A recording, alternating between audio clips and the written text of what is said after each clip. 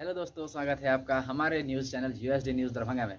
जी हाँ दोस्तों, आपने थंबनेल पे बिल्कुल सही देखा कि आज हम बात करेंगे दरभंगा राज्य के इतिहास के बारे में।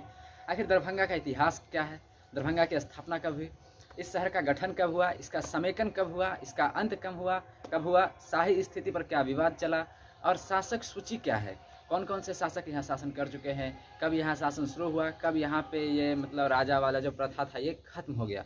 तो चलिए दोस्तों, आपका समय बर्बाद न करते हुए हम शुरू करते हैं आज का वीडियो। सबसे पहले दोस्तों आपको बता दें कि दरभंगा राज्य की स्थापना हुई थी 16वीं सदी में, यानी कि 1878 ईस्वी में। दरभंगा राज्य बिहार प्रांत के मिथिला क्षेत्र में लगभग 8,380 किलोमीटर के दायरे में फैला हुआ था। इसका मुख्यालय दरभंगा शहर था। इस राज्य की स्थापना मैथिल ब्राह्मण जमींदारों ने 16वीं सदी की शुरुआत में की थी।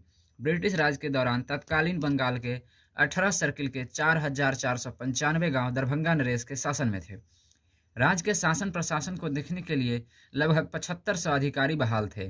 भारत के राजवाड़े में एवं प्राचीन संस्कृति को लेकर दरभंगा राज्य का अपना महत्वपूर्ण स्थान रहा था। दरभंगा महाराज खंडवाल कुल के थे, जिसके शासन संस्थापक श्री महेश ठाकुर थे। इनका गोत्र सांडिल्य था। उनकी अपनी विद्वता व उनके शिष्य रघुनंदन की विद्वता की चर्चा संपूर्ण भारत में उत्कृष्ट स्तर पर था। मान सिंह के सहयोग में महाराजा अकबर द्वारा उन्हें राज्य की स्थापना के लिए अपेक्षित सहयोग व धन प्राप्त हुई थी। तो चलिए दोस्तों, अब बात करते हैं दरभंगा राज्य के इतिहास के बारे में। दरभंगा राज्य का इतिहास क्या है? खंडवाल राजवंश भारत में कई ब्राह्मण राजवंशों में से था, जिसने 1960 के दशक तक मुगल सम्राट अकबर के समय से मिथिला तिरहुत क्षेत्र में शासन किया था। उन्हें दरभंगा नाम से जाना जाने लगा। उनकी भूमि की सीमा जो समय के साथ संक्रामक विविध नहीं थी और उनके स्वामित्व का क्षेत्र उस क्षेत्र की तुलना में छोटा था जिसे उन्हें स्वच्छता व्यवस्था के तहत प्रदान किया गया था। एक विशेष रूप से महत्वपूर्ण कमी तब आई जब ब्रिटिश राज के प्रभाव के कारण वे उन क्षेत्रों पर नियंत्रण खो बैठे जो नेपाल में थे, लेकिन फिर भी उनकी पकड़ काफ़ी थी। एक अनुमान से पता चलता है कि जब उनका शासन समाप्त हुआ तो लगभग 4500 गांवों के साथ प्रदेशों में लगभग 6200 वर्ग किलोमीटर यानी 2400 वर्ग मील शामिल थे। अब बात करते हैं दरभंगा राज्य के गठन के बारे में। वह क्षेत्र जो अब भारत के बिहार राज्य के उत्तरी भाग में शामिल है, तुगलक वंश के साम्राज्य के अंत में अराजकता के स्थिति में था। तुगलक ने बिहार पर नियंत्रण कर लिया था और तुगलक साम्राज्य के अंत से लेकर 1526 में मुगल साम्राज्य की स्थापना तक क्षेत्र में अराजकता और अराजकता ही थी। अकबर ने महसूस किया कि मिथिला के करों को केवल तभी एकत्र किया जा सकता है यदि कोई राजा हो जो वहां शांति सुनिश्चित कर सके। मिथिला क्षेत्र में ब्राह्मणों में विशेष रूप से संपन्नता थी और मिथिला में पहले ब्राह्मण राजा थे। अकबर ने राज पंडित चंद्रपति ठाकुर को दिल्ली बुलाया और उनसे अपने एक बेटे का नाम रखने को कहा, जिसे मिथिला में उसकी जमीनों के लिए कार्यवाहक और कर संग्रहकर्ता बनाया जा सके। चंद्रपति ठाकुर ने अपने मध्य पुत्र का नाम महेश ठाकुर रखा और अकबर ने 1577 ईस्वी में रामनवमी के दिन महेश ठाकुर को मिथिला का कार्यवाहक घोषित किया। राज दरभंगा ने बेतिया तराई और बंजरों के सदरों से विद्रोह को दबाने में नवाबों के लिए अपनी सेना का इस्तेमाल किया। फिर बात करते दोस्तों दरभंगा राज के समेकन के बारे में। महेश ठाकुर के परिवार और वंशजों ने धीरे धीरे सामाजिक, कृषि और राजनीतिक मामलों में अपनी शक्ति को मजबूत किया और उन्हें मधुबनी के राजा के रूप में माना जाने लगा। दरभंगा 1762 से राज दरभंगा परिवार की शक्ति की गढ़ बन गया। मधुबनी जिले में स्थित राजनगर बिहार में उनका एक महल भी था। उन्हें स्थानीय लोगों से जमीन खरीदी। उन्हें एक खंडवाल परिवार के रूप में जाना जाता था।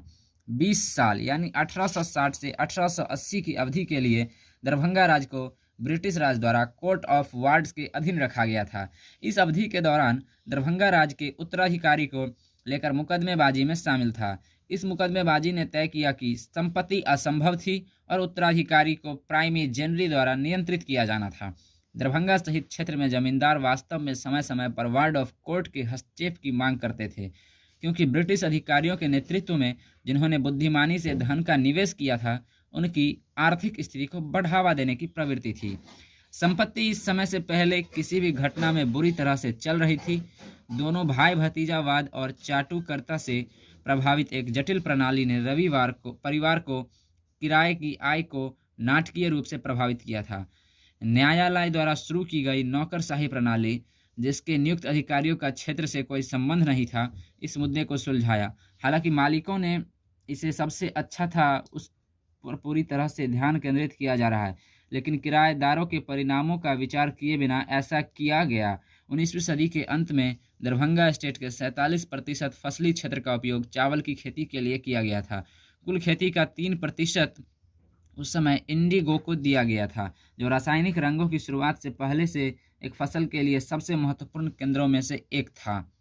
तो दोस्तों बात करते हैं अब दरभंगा राज के अंत के बारे में। 1947 में ब्रिटिश शासन से भारत की स्वतंत्रता के बाद भारत सरकार ने कई भूमि सुधार कार्यों की शुरुआत की और जमींदारी व्यवस्था को समाप्त कर दिया गया। दरभंगा राज की शक्ति व अस्तित्व कम होती चली गई। राज दरभंगा के अंतिम शासक महाराजा बहादुर सर श्री कामेश्वर सिंह थे। 1960 ईस्वी में एक उत्तराधिकारी का नाम लिए बिना उनका निधन हो गया। तो दोस्तों अब बात करेंगे दरभंगा के शासक सूची के बारे में। कौन कौन से शासक यहाँ पे शासन कर चुके हैं। सबसे पहले आते हैं राजा महेश ठाकुर, जिनकी अवधि रही 1556 से 1569 ईस्वी तक। फिर आए राजा गोपाल ठाकुर, जिनकी अवधि रही 1569 से 1581 तक।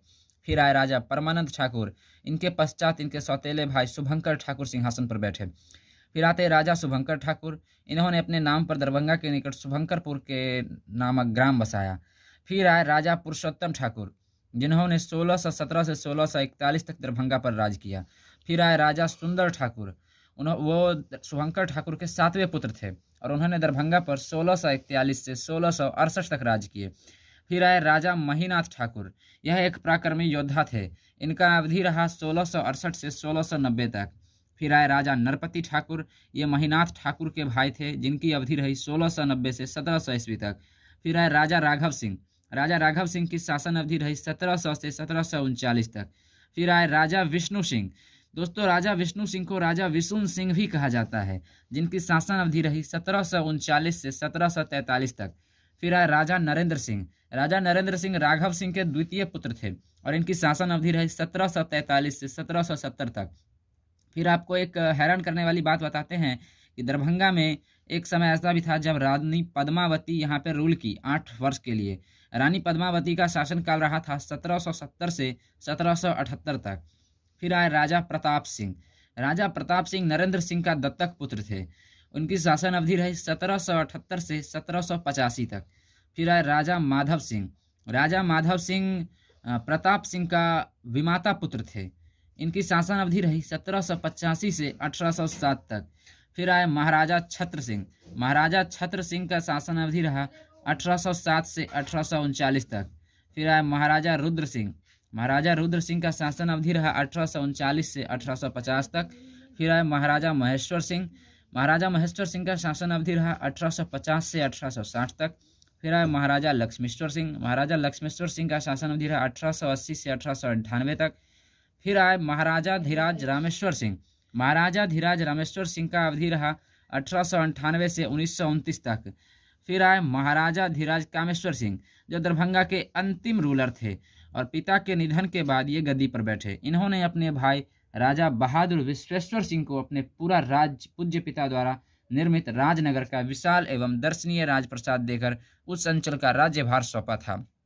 बता देते दोस्तों आपको दरभंगा के महल के बारे में। दरभंगा में कई महल हैं जो दरभंगा राजकाल के दौरान बनाए गए थे। इसमें नारगौना पैलेस शामिल है, जिसका निर्माण 1934 के नेपाल बिहार भूकंप के बाद किया गया था और तब से इसे ललित नारायण मिथिला विश्वविद्यालय और लक्ष्मी विलास पैलेस को दान दे दिया गया, जो 1934 ईस्वी के भूकंप में गंभीर रूप से क्षतिग्रस्त हो गया था।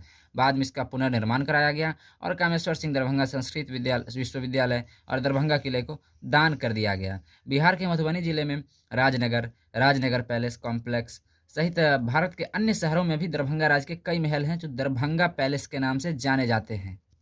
तो आशा है दोस्तों आपको वीडियो पसंद आई होगी। अगर आपको वीडियो पसंद आई तो आप इसे लाइक कर दो, इसे शेयर कर देना ताकि ज़्यादा से ज़्यादा लोगों तक इसकी जानकारी पहुंच जाए।